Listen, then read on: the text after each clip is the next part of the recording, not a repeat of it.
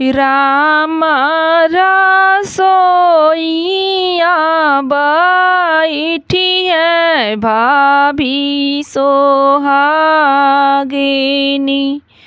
सुना नाना दो भाभी जाए। राम रसोइया बैठी भाभी सोहागिनी। सुनत नाना दो भाभी लगे जाए। राम रसोइया बैठी भाभी सोहागिनी हो। सुनत नाना दो भाभी लगे जाए। हमर बियाह तू ही रचो मोरी भाभियो। छूटी जाई है नाई हर हमार। हमर बियाह तू ही रचो मोरी भाभियो। छूटी जाई है नाई हर हमार। एक बात तू हसे बताई मोरी भाभियो। सुनी ले हुआ राज हमार। एक बात तू हसे बताई मोरी भाभियो। सुनी ले हुआ राज हमार। एक ही बात तुहसे कही मोरी भाभी हो। सुनी ले हो बिनती हमार। एक कही बात तुहसे कही मोरी भाभी हो। सुनी ले तो बिनती हमार। हमरे सासुरावा के दूर डगरिया हो। भैया पठैया छठ मास। हमारे सासुरावा के दूरी डगरिया हो। भैया पठैया छठ मास।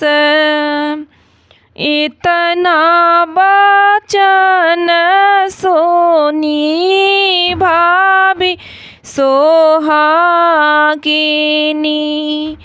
नैना चकित होई जाए। इतना बचन सोनी भाभी सोहागिनी। नैना ललिता होई जाए। सवना भादउआ के बढ़ली जे ना दिया। नहीं जाइया भाइया तू हार। सवना भादउआ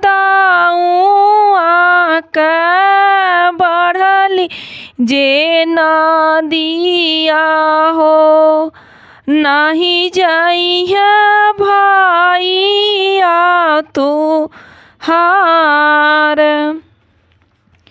इतना बचन सोनी बेटी दुलारी हो नैना से नीर लागे बहे।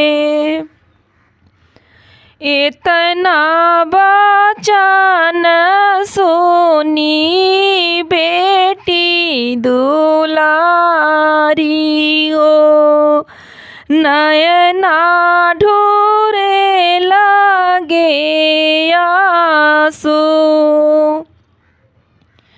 भैया के मोरी भाभी लिहलिया नाई हो के लिए खबर मार। भाभी के भैया के मोरी भाभी ले लिया पनाई हो के लिए खबरिया मार।